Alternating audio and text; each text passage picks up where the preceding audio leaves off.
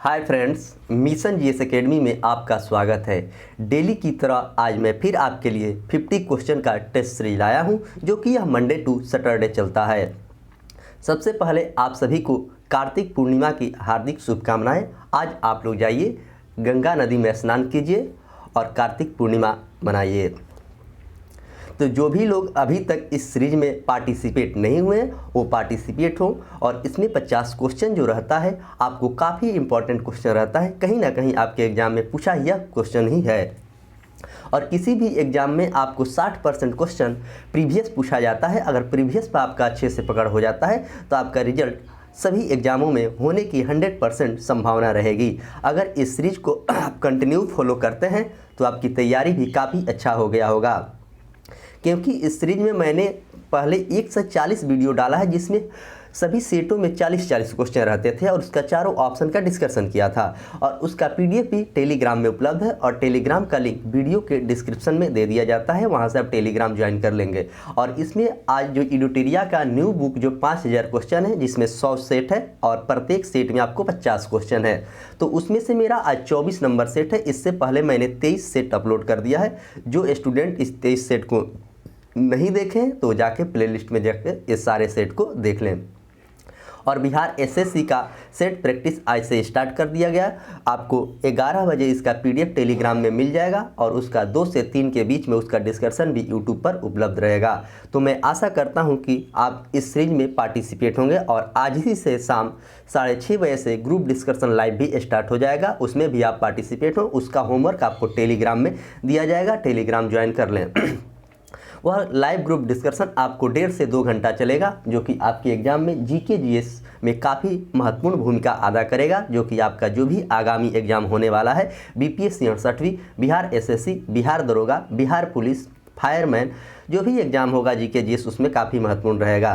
तो मैं आशा करता हूं कि जो बात आपको मैंने बताया वो सारे बात को आप समझ गए होंगे। नए लोग जो भी हैं चैनल पर, तो चैनल को सब्सक्राइब करें, लाइक करें और अपने दोस्तों में ज़्यादा से ज़्यादा शेयर करें कि और भी स्टूडेंट को इससे फ़ायदा मिले।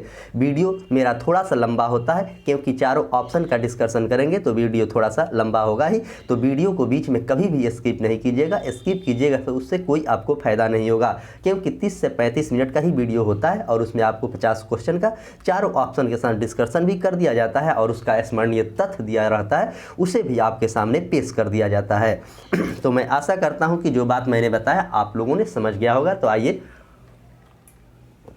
सेशन की शुरुआत करते हैं। आज का पहला क्वेश्चन क्या है? प्रादीपीय भारत की द्वितीय बृहत्तम बेसिन कौन सा है? प्रादीपीय भारत की तय Godavari basin, Kaveri basin, Krishna basin और पेरियार बेसिन। तो इसका आंसर हो जाएगा आपको कृष्णा बेसिन। तो कृष्णा बेसिन की बात करें तो कृष्णा नदी की लंबाई आपको 1401 किलोमीटर है। यह महाबलेश्वरम की पहाड़ी से निकलती है और नागार्जुन सागर परियोजना इसी बांध पर है। गोदावरी नदी की बात करें तो इसकी लंबाई आपको 1465 किलोमीटर है और दक्षिण भारत की सबसे बड़ी नदी है, जिसे वृद्ध गंगा के नाम से भी जाना जाता है। दक्षिण की गंगा के नाम से आपको कावेरी को जाना जाता है और पेरियार नदी जो है आपको केरल में है। तो इस तरह मैंने आपके सामने चारों ऑप्शन का डिस्कशन किया, इसे आप अच्छे से नोटबुक में नोट करेंगे। क्वेश्चन नंबर 2, भारत का national atlas and thematic mapping organisation किस स्थान पर है? कोलकाता में है, देहरादून में है, हैदराबाद में है और नई दिल्ली में है। तो इसका आंसर हो जाएगा आपको ऑप्शन ए, यानी कि कोलकाता में है। वन अनुसंधान पूछेगा तो आपको देहरादून में है।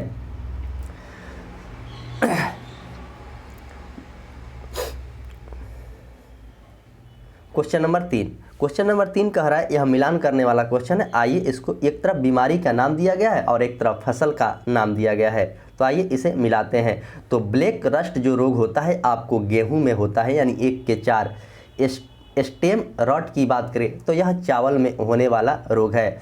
और वाइट रस्ट की बात करें तो यह आपको सरसों में होने वाला रोग है। और अर्ली बाइट की बात करें तो आलू में होने वाला रोग है। तो इस तरह 1 का 4, बी का 1, सी का 2 और डी का 3। तो इस तरह इसका आंसर हो जाएगा आपको ऑप्शन बी। क्वेश्चन नंबर 4, निम्नलिखित में से कौन एक खगोलीय पिंड है? कौन एक खगोलीय पिंड है? तो सूर्य, पृथ्वी, चंद्रमा और उल्का पिंड। तो इसमें पूछा गया कि कौन सा एक खगोलीय पिंड है, तो यह सभी जो है आपको खगोलीय पिंड है, सूर्य, चंद्रमा, उल्का पिंड। क्वेश्चन नंबर 5,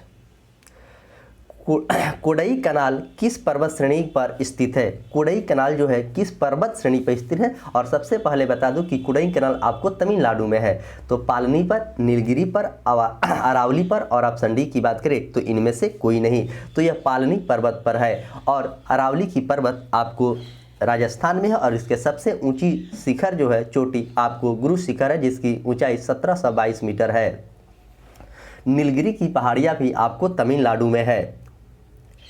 क्वेश्चन नंबर 6, क्षेत्रफल के अनुसार भारत का विश्व में कौन सा स्थान है? तो क्षेत्रफल के अनुसार पूछा गया है, तो तीसरा, पांचवा, सातवां और आठवां। तो क्षेत्रफल के अनुसार भारत का स्थान 7वां है और प्रथम स्थान पर रूस है और दूसरे स्थान की बात करें तो आपको कनाडा है। और जनसंख्या के अनुसार भारत विश्व में दूसरा स्थान पर है। क्वेश्चन नंबर 7, दक्षिण एशिया का सबसे बड़ा मरुस्थल कौन सा है? दक्षिण एशिया का धार, तकलामकान, गोबी और ऑप्शन डी की बात करें तो इनमें से कोई नहीं। तो थार है सबसे बड़ा दक्षिण एशिया का बड़ा मरुस्थल है। क्वेश्चन नंबर 8, भारत के राष्ट्रीय आय में सर्वाधिक योगदान किस क्षेत्र का है? भारत के राष्ट्रीय आय में प्राथमिक क्षेत्र का, तृतीय क्षेत्र का, द्वितीय क्षेत्र का और ऑप्शन डी की बात करें तो इनमें से कोई नहीं। तो इसका करेक्ट आंसर आपको ऑप्शन बी हो जाएगा, यानी कि भारत का जो राष्ट्रीय आय सर्वाधिक योगदान आपको तृतीय क्षेत्र से होता है। ये क्वेश्चन आपके एग्जाम में पूछ दिया गया है। क्वेश्चन नंबर 9, निम्नलिखित में से किसने राज्य को एक आवश्यक बुराई माना था? निम्नलिखित में से किसने राज्य को एक आवश्यक बुराई माना था? तो जेरमी बेथम ने, टॉमसन पेन ने, जेम्स मिल ने और जे.एस. मिल ने। तो जेम्स मिल और जे.एस. मिल, देखिए दोनों नाम एक जैसे मिल रहे हैं, तो इसीलिए ऑप्शन को इतना कॉम्प्लिकेटेड बनाया जाता है कि स्टूडेंट कन्फ्यूजन करे। तो इसका करेक्ट आंसर की बात करें तो टॉमसन पेन होगा। आइए क्वेश्चन नंबर 10,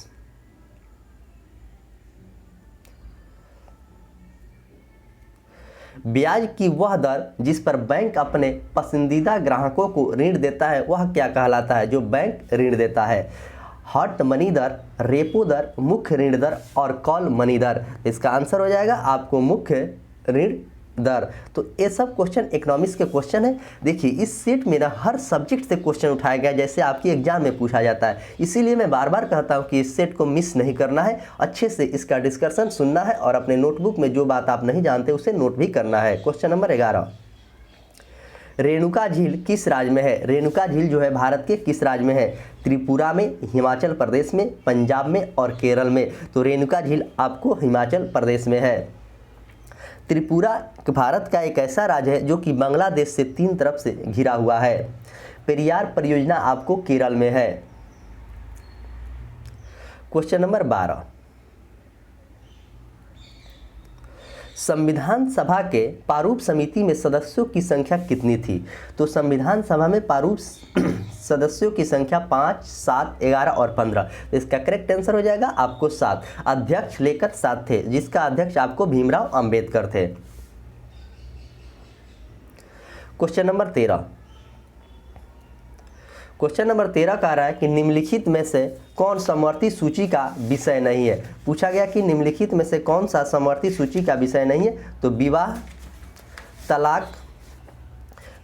तलाक, जनसंख्या, प्रतीक्षा और मुद्रा। तो इसका आंसर की बात करें तो इसका आंसर हो जाएगा आपको ऑप्शन ए, यानी कि विवाह तलाक नहीं है। विवाह तलाक है पूछा था यहाँ पे। क्वेश्चन नंबर 14, क्वेश्चन नंबर 14 कह रहा है कि कौन सा अनुच्छेद संसद के सचिवालय से संबंधित है? तो कौन सा अनुच्छेद है जो संसद के सचिवालय से संबंधित है? अनुच्छेद 100, अनुच्छेद 112, अनुच्छेद 101 और अनुच्छेद 98। तो सचिवालय से संबंधित आपको अनुच्छेद 98 है। यह क्वेश्चन काफ़ी इंपॉर्टेंट क्वेश्चन है और कई बार आपके एग्जाम में यह क्वेश्चन पूछा भी गया है। अनुच्छेद 100 की बात करें तो संसद में मतदान रिक्तियों होते हुए भी सदन में कार्य करने की शक्ति की गणपूर्ति है। और अनुच्छेद 112 की बात करें तो वार्षिक वित्तीय वितरण की बात कहा गया है अनुच्छेद 112 में। और अनुच्छेद 101 के बात करें तो स्थानों को रिक्त होना चाहिए, मतलब स्थानों को रिक्त होना चाहिए अनुच्छेद 101। जैसे मैंने चारों अनुच्छेद के बारे में आपके सामने चर्चा किया हूँ, आप अपने नोटबुक में जरूर नोट करेंगे। Question number 15। क्वेश्चन नंबर 15 कह रहा है कि निम्नलिखित में से कौन सा कथन सही नहीं है। तो 3 प्रधानमंत्री की मृत्यु उसके पदावधि के दौरान हुआ था। प्रथम उप प्रधानमंत्री सरदार वल्लभ भाई पटेल थे और सबसे अधिक उम्र के प्रधानमंत्री लाल बहादुर शास्त्री बने थे। ऑप्शन डी की बात करें तो सभी सत्य है। तो इसमें पूछा गया था कि आपसे कौन सा सत्य नहीं है, तो आपको ऑप्शन सी सत्य नहीं है। सबसे अधिक उम्र के प्रधानमंत्री आपको मोरारजी देसाई बने थे, जो कि जनता पार्टी के थे। Question number 16। संविधान के किस संशोधन अधिनियम के तहत सिंधी भाषा को संविधान के 8वीं अनुसूची में जोड़ा गया है। 19वां संविधान अधिनियम 1966, 21वां संशोधन अधिनियम 1969 और 31वां संशोधन अधिनियम 1973। और ऑप्शन डी की बात करें तो इनमें से कोई नहीं। तो इसका करेक्ट आंसर आपको ऑप्शन बी हो जाएगा, यानी कि 21वां संविधान संशोधन 1969 में जोड़ा गया था। सिंधी 15वीं भाषा थी और यह पंजाब में बोली जाती है। Question number 17। क्वेश्चन नंबर 17 का आ रहा है राज्यसभा के सभापति का किस अनुच्छेद से संबंधित है। तो अनुच्छेद 74, अनुच्छेद 79, अनुच्छेद 80 और अनुच्छेद 89। तो इसका आंसर की बात करें तो इसका आंसर हो जाएगा आपको ऑप्शन डी, यानी कि अनुच्छेद 89 में यह बात कहा गया है राज्यसभा के सभापति और उपसभापति। अनुच्छेद 74 की बात करें तो इसमें राष्ट्रीय पति को सलाह देने के लिए मंत्रिपरिषद की बात कही गई है। अनुच्छेद 79 की बात करें तो संसद का गठन है। और अनुच्छेद 80 की बात करें तो राज्यसभा की संरचना है। और अनुच्छेद 81 रहता तो उसमें लोकसभा की बात है। तो सभी अनुच्छेदों को अच्छे से आप नोट करेंगे, आपके एग्जाम में अनुच्छेद से क्वेश्चन पूछा जाता है। Question number 18। निम्न में से किस राज्य में की विधानसभा चुनाव में पहली बार इलेक्ट्रॉनिक वोटिंग मशीन यानी ईवीएम का प्रयोग किया गया था। तो केरल में, मध्य प्रदेश में, दिल्ली में और पंजाब में। तो इसका आंसर हो जाएगा आपको ऑप्शन ए, यानी कि केरल में सबसे पहले प्रयोग किया गया था। इसमें 2-3 प्रकार का क्वेश्चन पूछता है कि किस विधानसभा में पूरी तरह से किया गया। तो गोवा में किया गया था। Question number 19। विधान परिषद में सदस्यों की संख्या कम से कम कितनी होनी चाहिए। तो विधान परिषद में सदस्यों की संख्या 30, 40, 50 और 60 कम से कम कितनी होनी चाहिए, यह बात पूछा गया। तो इसका आंसर हो जाएगा 40। अपवाद में आपको सिक्किम है, जहां आपको 32 सीट है विधान।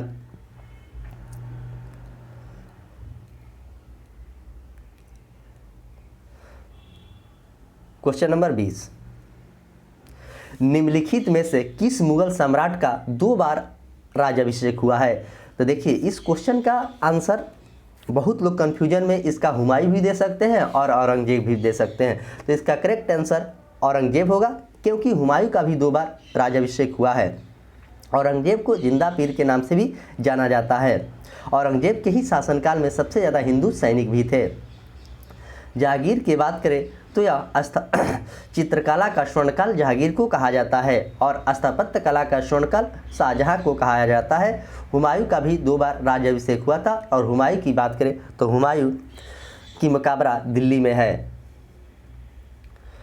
क्वेश्चन नंबर 21 आइए मिलाते हैं। क्वेश्चन नंबर 21 मिलान करने वाला है। अकबर के द्वारा आईने दहसाल यानी कि 1/3 मोहम्मद बिन तुगलक की बात करें तो प्रतीक मुद्रा चलाया था। इल्तुतमिश की बात करें तो इल्तुतमिश ने चहलगानी अमीर और शेर शाह ने सड़क ए आजमा। तो इस तरह इसका आंसर हो जाएगा ए का 3, बी का 4, सी का 2 और डी का 1, यानी कि ऑप्शन सी इसका करेक्ट आंसर है। Question number 22। राजस्व प्राप्ति की जब्ती प्रणाली निम्नलिखित में से किसके शासनकाल में प्रचलित हुआ था। अकबर के, औरंगजेब के, बाबर के और शेरशाह के। तो इसका आंसर हो जाएगा आपको ऑप्शन ए, यानी कि अकबर के शासनकाल में सबसे प्रचलित हुआ था। अकबर का जन्म 15 अक्टूबर 1542 को हुआ था और 13 वर्ष 7 महीना में इसका राज्याभिषेक 1556 में हुआ था। और 1556 में ही अकबर ने प्रथम पानीपत की लड़ाई भी किया था। औरंगजेब के बारे में मैंने अभी चर्चा किया हूँ। और बाबर का जन्म आपको 1483 में हुआ था, 14 फरवरी को, और इसका मकबरा काबुल में है। और शेर शाह ने जीटी रोड के मरम्मत करवाया था। क्वेश्चन नंबर 23, विजयनगर आने वाला प्रमुख विदेशी यात्री निम्नलिखित में से कौन पुर्तगाल का नहीं था? विजयनगर जो आया था, निकोलो कांटी, नूनीज, डोमिंग पायस और बारबोसा। तो इसमें पूछा गया कि कौन पुर्तगाल का नहीं था, तो इसका आंसर हो जाएगा आपको ऑप्शन ए, निकोलो कांटी आपको यह इटली का था, नूनीज और डोमिंग पायस और बारबोसा ये सब पुर्तगाल के थे। क्वेश्चन नंबर 24, निम्नलिखित में से कौन सा कथन सही नहीं है? जैन धर्म आत्मा की मान्यता है। जैन धर्म जो है आत्मा की मान्यता है, यह बिल्कुल सही है। महावीर की पत्नी का नाम यशोदा था, यह भी आपको बिल्कुल सही है। जैन धर्म में ईश्वर की मान्यता नहीं थी, यह भी आपको बिल्कुल सही है। और जैन धर्म के 22वें तीर्थंकर पार्श्वनाथ नहीं थे, आपको अरिस्टोनेमी थे, और 23वें आपके पार्श्वनाथ थे। तो यही गलत है, गलत को चुनना था। इस तरह इसका आंसर आपको ऑप्शन डी होगा। क्वेश्चन नंबर 25, मगध महाजनपद की राजधानी निम्नलिखित में से कहाँ थी? पटना के पाटलिपुत्र में, वैशाली में, गया में और राजगीर में। तो मगध महाजनपद की राजधानी आपको राजगीर में थी।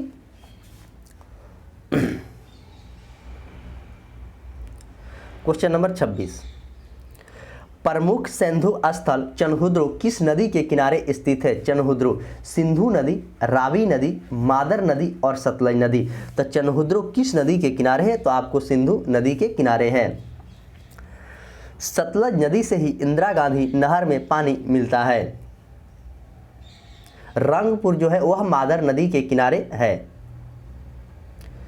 ऋग्वेद में परिच्छेदों में प्रयुक्त अगन्या शब्द निम्नलिखित में से किसके लिए प्रयोग किया जाता है? अगन्या, सबसे पहले मैं बता दूं कि ऋग्वेद को पढ़ने वाले को होत्री कहते हैं, और सबसे प्राचीन वेद ऋग्वेद है। ऋग्वेद में 10 से 28 मंडल होते हैं और 10,462 ऋचाएँ होते हैं, और इसके पढ़ने वाले को होत्री कहा जाता है, और ना मारे जाने वाले को अगन्या यानी गाय को कहा जाता है। क्वेश्चन नंबर 28, प्रथम बांग्ला समाचार पत्र राजनीतिक से जुड़ा है। प्रथम बांग्ला समाचार पत्र जो है राजनीतिक से जुड़ा है। बंगाली, बंगाल गजट, समाचार दर्पण और सोम प्रकाश। तो इसका आंसर हो जाएगा आपको ऑप्शन डी, यानी कि सोम प्रकाश जुड़ा है। बंगाल गजट की बात करें तो 1780 में जेम्स अगस्टक हिक्की के द्वारा सबसे पहले यह बंगाल गजट को प्रकाशन किया गया था। क्वेश्चन नंबर 29, निम्नलिखित में से सबसे पहले आंदोलन से संबंधित घटना हुई थी? सबसे पहले स्वाधीनता दिवस की घोषणा, नमक सत्याग्रह, सविनय अवज्ञा आंदोलन और प्रथम गोलमेज सम्मेलन। तो इसका आंसर हो जाएगा आपको ऑप्शन ए, यानी कि स्वाधीनता दिवस। सविनय अवज्ञा आंदोलन की बात करें तो 1930 में सविनय अवज्ञा आंदोलन हुआ था, और प्रथम गोलमेज सम्मेलन की बात करें तो 1931 में हुआ था। 1930 में हुआ था, दूसरा आपको 31 में और तीसरा 32 में हुआ था। नमक सत्याग्रह यानी कि दांडी मार्च भी आपको 1930 में हुआ था।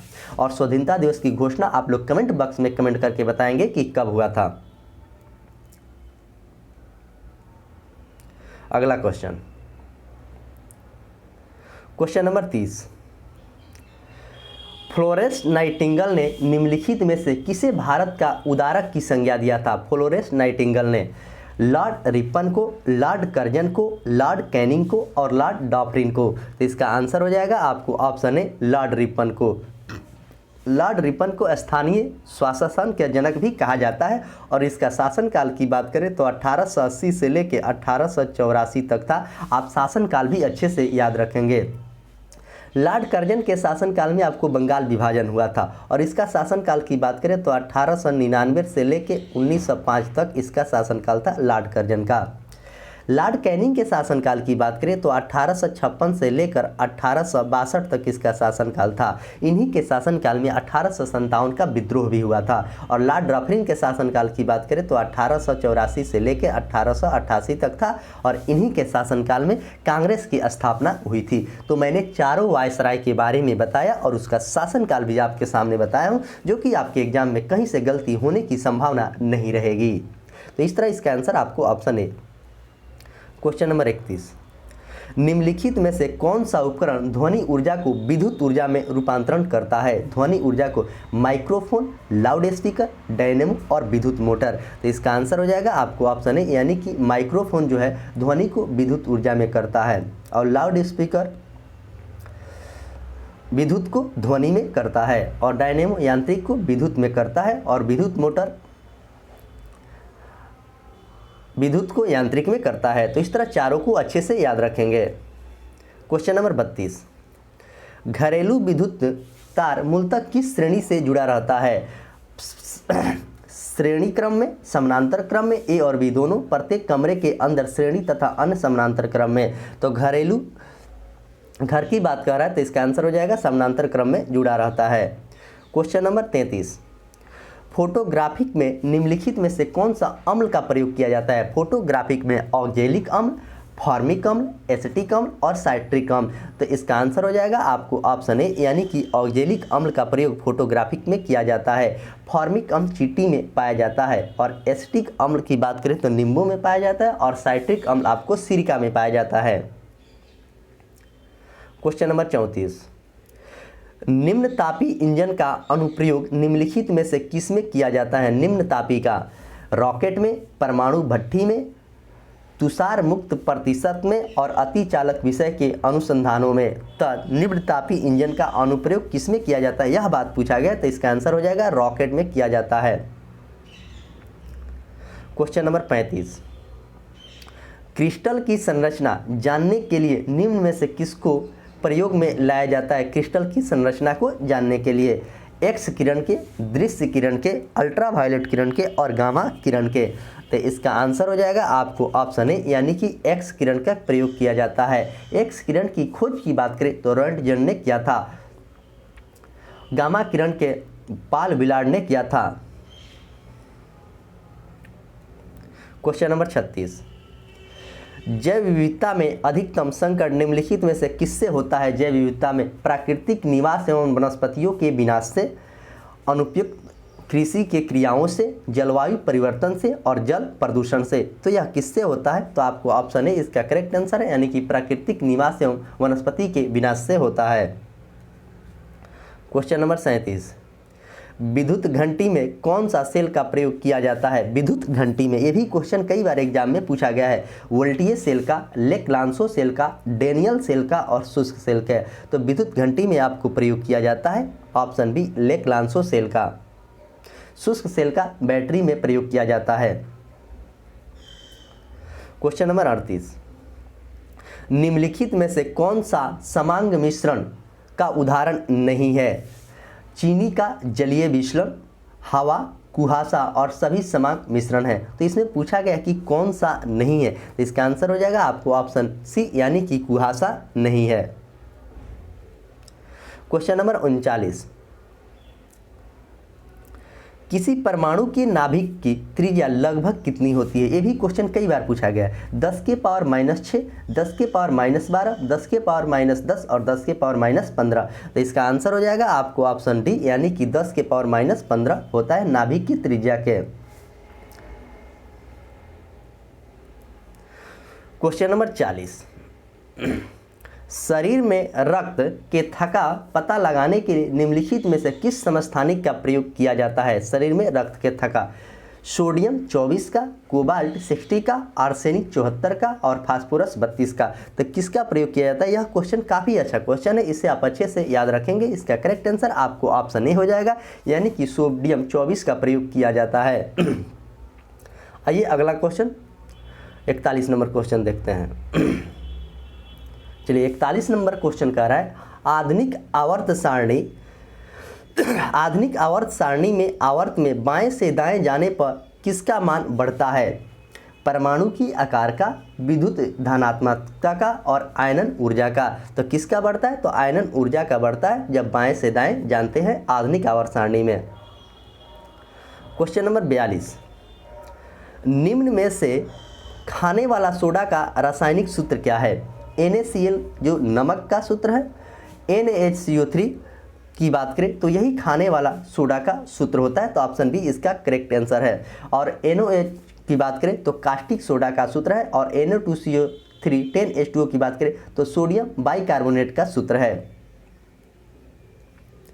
क्वेश्चन नंबर 43, एल्केन श्रेणी का समान सूत्र होता है CnH2n+2, CnH2n, CnH2n-2 और CnH2n-1। तो एल्केन श्रेणी का समान सूत्र आपको ऑप्शन ए CnH2n+2 होता है, और एल्कीन का बात करें तो CnH2n होता है, और एल्काइन की बात करें तो CnH2n-2 होता है। तो तीनों को आप अच्छे से याद रखेंगे, एक क्वेश्चन सब एग्जाम में पूछा जाता है, और ग्रुप डी का जो एग्जाम हुआ था उसमें पूछा भी गया था।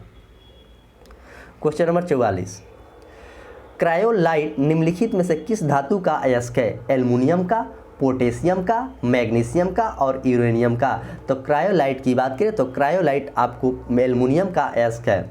एल्युमिनियम का निष्कर्षण बॉक्साइट से भी किया जाता है। क्वेश्चन नंबर 45, निम्नलिखित में से किसे कोशिका के अणुओं का यातायात एवं प्रबंधक कहा जाता है? किसे कोशिका के यातायात या प्रबंधक कहा जाता है? तो राइबोसोम को, माइटोकॉन्ड्रिया को, गल्गी काय को और लाइसोसोम को। तो इसका आंसर हो जाएगा गल्गी काय को कहा जाता है। राइबोसोम को प्रोटीन का फैक्ट्री कहा जाता है, लाइसोसोम आत्महत्या का थैली कहा जाता है, और माइटोकॉन्ड्रिया की बात करें तो माइटोकॉन्ड्रिया का खोज अल्टमैन के द्वारा की गई थी। क्वेश्चन नंबर 46, निम्नलिखित में से क्वेश्चन नंबर 46 कह रहा है निम्नलिखित में से कौन सा कथन आरएनए के संबंध में सही है? तो इसमें राइबोज नामक शर्करा होती है, इसमें बेस थामनिक की जगह यूरासिल आ जाता है, और ऑप्शन सी की बात करें तो यह केंद्रक एवं कोशिका द्रव दोनों में पाया जाता है, और ऑप्शन डी सभी सही है। तो इसका करेक्ट आंसर आपको ऑप्शन डी यानी कि यह सभी स्टेटमेंट जो दिया है वह आरएनए के बारे में सही दिया है।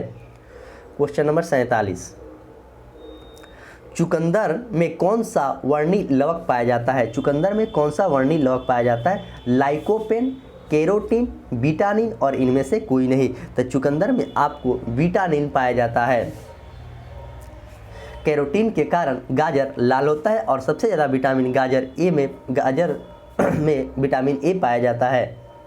लाइकोपीन के कारण टमाटर लाल होता है। क्वेश्चन नंबर 48, निम्नलिखित में से किसमें असूत्री विभाजन होता है? असूत्री विभाजन होता है तो जीवाणु में, नील हरित शैवाल में, अमीबा में और इनमें से सभी में। तो निम्नलिखित में से किस में होता है? तो आपको ऑप्शन डी होगा, इनमें से सभी में। नील हरित शैवाल में भी होता है, और जीवाणु में भी होता है, और अमीबा में भी होता है। क्वेश्चन नंबर 49, फ्लाइएस प्रदूषण निम्नलिखित में से किससे होता है? तेल शोधन से, उर्वरक उद्योग से, खनन से और ताप विद्युत संयंत्र से। तो फ्लाइएस प्रदूषण की बात कर रहा है, तो इसका आंसर आपको ऑप्शन डी हो जाएगा, यानी कि ताप विद्युत संयंत्र से यह प्रदूषण होता है। क्वेश्चन नंबर 50, आज के सेशन का लास्ट क्वेश्चन, यानी कि इस पीडीएफ में डेली आपको 50 क्वेश्चन रहता है।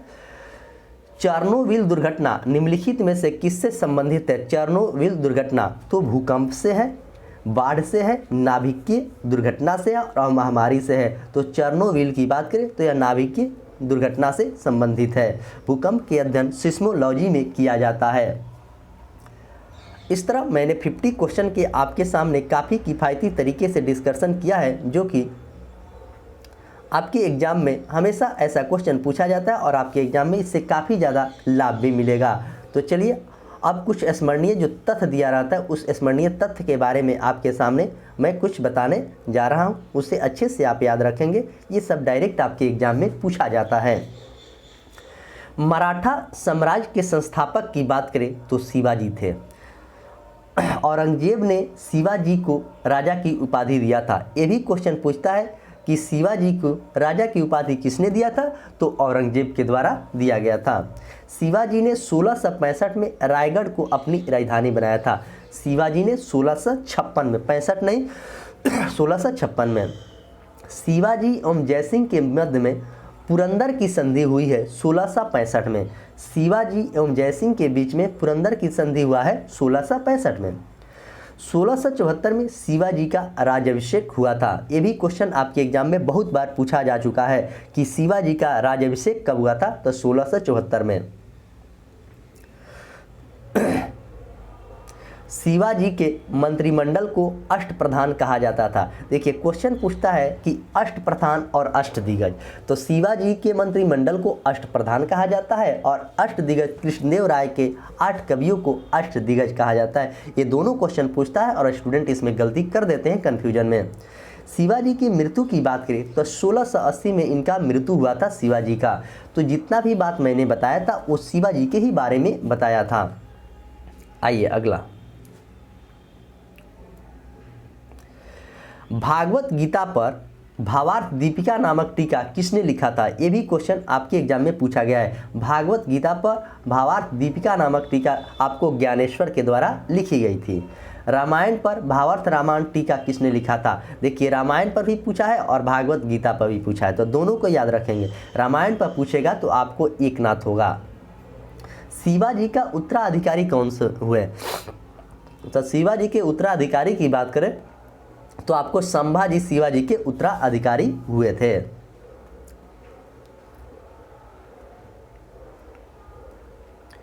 दिल्ली पर आक्रमण करने वाला प्रथम पेशवा था बाजीराव प्रथम। दिल्ली पर आक्रमण करने वाला प्रथम पेशवा जो था वो बाजीराव प्रथम था।